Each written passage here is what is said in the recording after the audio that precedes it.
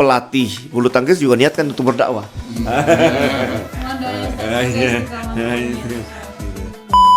Yang mengatakan orang tinggal di negara kafir itu hukumnya haram.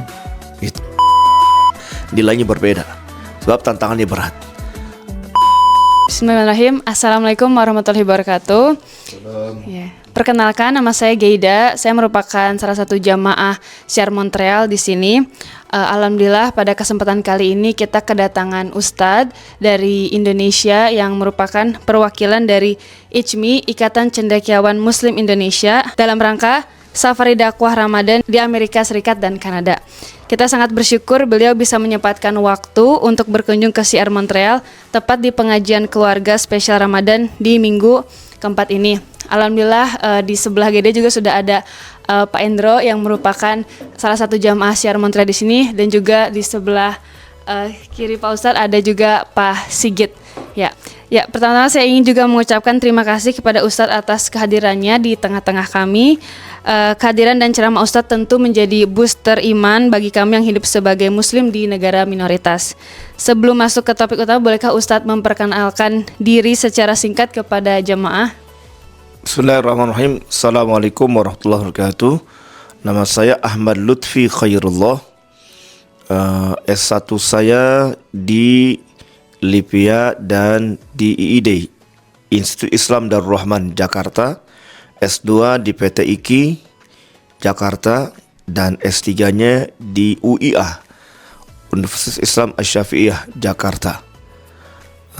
Saya salah satu pembina dari Yayasan Pendidikan Islam Darul Khair Bogor, yang terdiri dari pendidikan RA, TK, MI, terpadu setingkat SD dan sanawiyah serta SMK. Dan juga ada boarding schoolnya, pondok pesantren putrinya.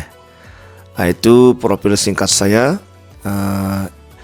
Saya lahir tanggal di Jakarta 23 Mei tahun berapa ya? 1975. Sekira itu. Ya, perjalanan memang cukup jauh, luar biasa. 20 jam lebih, hampir 1 hari 1 malam. Tentu ketika sampai di Amerika, ya merasa masih sore saja. Ya, padahal di Indonesia sudah malam hari. Tentu saya merasakan jet lag, merasakan jadi beberapa hari ke depan itu merasakan untuk menyesuaikan waktu. Jadi bawaannya ngantuk aja begitu. Dan juga yang ingin saya sampaikan, karena saya berangkat tanggal 27, perjalanan hampir sehari semalam, tapi sampainya tetap tanggal 27. Karena waktu di Amerika mundur. Makanya saya sampaikan ke orang-orang Indonesia, kalau ingin umur panjang, pada saat Anda tahu seandainya kata malam hari Anda akan meninggal, pergi aja kayak ke Amerika. Jadi meninggalnya diundur. Seperti itu. Alhamdulillah, ini sebuah nikmat yang Allah berikan kepada saya, mendapatkan kepercayaan untuk melakukan safari dakwah di bulan Ramadan di Amerika dan Kanada. Memang ini yang saya tahu merupakan ustadz-ustadz ya pilihan lah, atau mungkin mereka salah pilih kali dengan saya. Ya, saya yang dipilih gitu. Saya mendapatkan kepercayaan. Awalnya ketika saya diminta untuk pergi ke Amerika, saya sedikit ya berkeberatan. Sampai-sampai yang meminta saya itu terheran-heran. Ya, sebab banyak ustadz-ustadz yang pengen ke Amerika begitu. Saya malah berkeberatan, sebab saya harus meninggalkan yayasan saya. Itu yang kemudian yang jelas saya meninggalkan istri dan anak-anak saya selama 1 bulan. Belum pernah saya meninggalkan selama 1 bulan penuh. Ya, tapi ini karena dorongan ada kata-kata dakwah sesuai dengan jurusan saya, S3-nya itu ilmu dakwah. Maka saya harus mengaplikasikan ilmu yang saya dapat untuk berdakwah. Alhamdulillah saya mendapatkan kepercayaan. Kota yang saya kunjungi pertama Houston, kemudian yang kedua pindah Houston selama 3 hari, kemudian di Atlanta kurang lebih 4 hari, kemudian berangkat lagi ke Chicago, tapi Milwaukee ya, dan Illinois, kemudian Indianapolis, kemudian berangkat ke Boston. Itu semuanya perjalanan dengan pesawat terbang, kecuali Milwaukee, Illinois dan Chicago serta Indianapolis itu jalan darat. Kemudian setelah dari Boston terbang lagi ke New York. Di New York itu sebenarnya saya diagendakan selama 1 pekan, tapi dipotong hanya 4 hari, 3 harinya diberikan untuk North Carolina. Diminta oleh komunitas di sana. Alhamdulillah sana juga banyak juga jamaahnya komunitas Indonesia.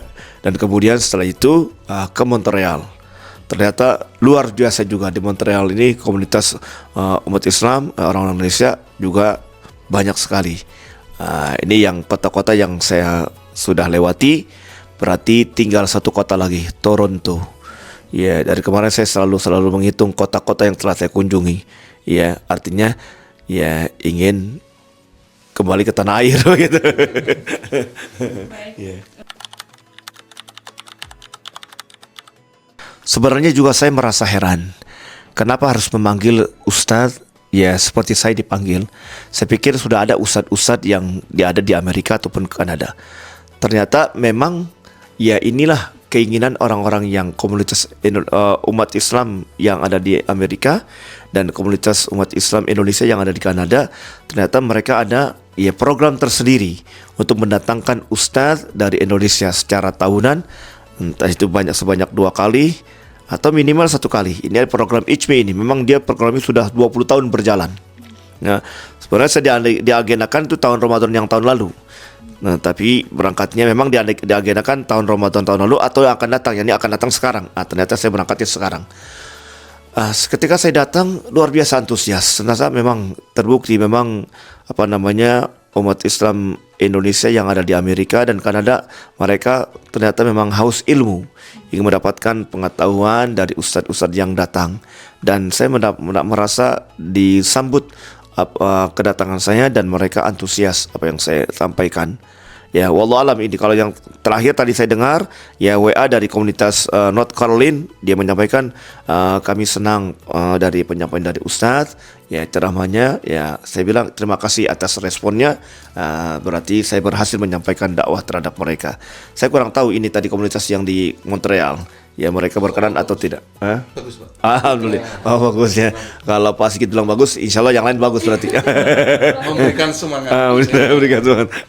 Alhamdulillah. Itu aja. Jadi saya sangat senang sekali mereka antusias untuk pelajari ilmu agama gitu. Karena di Kanada ini saya baru 1 hari ini tiba. Kalau di Amerika itu kan sudah beberapa kota yang saya kunjungi. Itu memang kehadirannya mungkin karena jumlah komunitas umat Islamnya di setiap kota itu berbeda. Tapi yang jelas pada saat diadakan hari weekend, Sabtu atau Ahad, itu antusias memang luar biasa. Perjalanan datang dari perjalanannya ada yang memakan waktu 2 jam, ada yang 1,5 jam. Tadi 3,5 jam tadi. Ini di sini 3,5 jam. Yeah. Masya Allah ya. Artinya saya lihat hampir sama lah orang-orang Amerika yang di Kanada seperti itu. Jadi sekarang juga ini saya dapati ini mungkin ya ini ada berapa? Ada 100 orang tadi ya?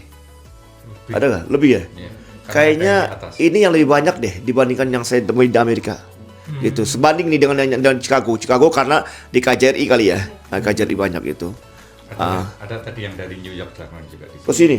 Masya Allah, iya. Jadi antusias sekali ya. Jadi ya sekiranya hampir samalah Amerika dengan Kanada, komunitas umat Islam Indonesia itu mereka antusias untuk menghadiri, terutama pada weekend ya, gitu.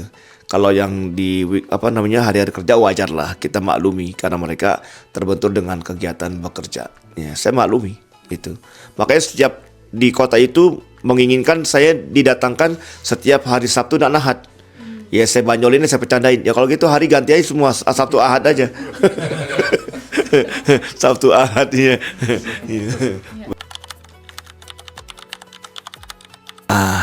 Tadi yang saya sampaikan. Jadi orang yang beribadah di tempat yang dia menjadi minoritas itu mempunyai kelebihan tersendiri di hadapan Allah Subhanahu wa taala. Nilainya berbeda. Sebab tantangannya berat. Ada statement yang mengatakan orang tinggal di negara kafir itu hukumnya haram. Itu. Jadi orang tinggal di Amerika haram, tinggal di Kanada kan memang mayoritas non-muslim, haram. Tapi kalau diniatkan untuk dakwah, itu. Jadi pesan saya, tinggal di negara non-muslim, niatkan untuk berdakwah, untuk mengajak orang-orang supaya mengenal ajaran Islam dan mengaplikasikan dalam kehidupan sehari-hari. Itu bernilai ibadah. Top tuh namanya. Bukan top aja, top Marco top. Seperti orang Songo dulu ya. Iya, semua Nabi ya datang ke Madinah itu di tempat yang tidak ada umat Islam, gitu. Coba beliau disambut, gitu. Artinya sekalipun ada juga sedikit, beliau datang ke Madinah untuk menyebarkan ajaran Islam. Jadi orang-orang Indonesia ini datang ke Amerika tujuannya untuk menyebarkan ajaran Islam, tapi melalui dengan sambil bekerja, gitu, bekerja dan berdakwah, gitu, seperti itu. Itu pesan saya, niatkan untuk berdakwah, gitu. Jadi pelatih bulu tangkis juga niatkan untuk berdakwah. Gitu. Dakwah untuk mengajar kan bisa tapi mengajarkan orang ajaran Islam akhirnya. Kemarin saya di North Carolina itu saya menyaksikan, itu baru sekali saya menyaksikan selama saya di Amerika. Ada orang bule dia masuk Islam. Ini. Jadi memang tujuan orang-orang Pakistan, orang-orang India, orang-orang Turki hadir di Amerika, mereka misinya dakwah. Ya, ini orang Indonesia juga jangan kalah, misinya dakwah. Alhamdulillah dengan kegiatan-kegiatan seperti ini, saya nilai ini merupakan salah satu dakwah untuk mengajak orang. Ya, dengan perkawinan kan mengajak orang juga masuk Islam gitu. Cuman nanti tinggal dibina aja ajaran Islamnya supaya mereka benar-benar memahami ajaran Islam, bukan hanya sekedar perkawinan begitu saja, tapi dia harus paham juga tentang bagaimana ibadah-ibadah yang benar seperti itu. Jadi memang di HMI itu dia punya program setiap tahun mengirim 2 ustadz. Satu di timur, satu di barat. Gitu. Nah, nanti ketika tahun selanjutnya yang di timur pindah ke barat. Datang lagi ustadz yang baru untuk datang ke timur. Nah, saya ini sudah di timur nih. Timur kita ini kemarin saya di timur ya, Houston timur ya itu. Ya, timur. Nanti saya di barat, Denver, Las Vegas, San Francisco, apa lagi? Ya, Seattle, ya itu. Itu bagian barat. Sekarang bagian barat itu diisi namanya Ustadz Bambang. Sebenarnya juga Ustadz Bambang itu sebenarnya pengganti dari Kiai Idrus Romli. Kemarin kan di sini beliau. Iya. Tahun kemarin di sini. Iya, dia ingin ditempatkan di barat tahun ini. Saya di timur. Tapi karena beliau tidak diizini oleh ibunya, ibu lagi sakit keras, 1 pekan mau berangkat, mereka izin. Beliau izin, saya tidak bisa berangkat karena ibu saya tidak mengizinkan, lagi sakit. Ya, akhirnya mendadak diganti oleh Ustadz Bambang. Nah, saya ini sudah direncanakan nih, Pak Joko, Ustadz tahun besok siap-siap ke barat. Ya saya jawab, ini aja belum pulang sudah ditawarin lagi ke barat. Ya. Baru ya seperti itu.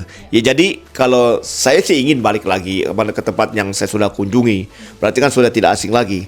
Tapi itu kan program HMI jadi untuk dipindahkan ke tempat yang lain. Jadi biar ustadz-ustadz yang lain bisa merasakan tempat ini ya gitu. Mungkin nanti di lain waktu, mungkin kalau ada undangan pribadi atau undangan komunitas Kanada gitu khusus, ya saya diundang, insya Allah saya hadir. Ya, gitu. Kalau diundang.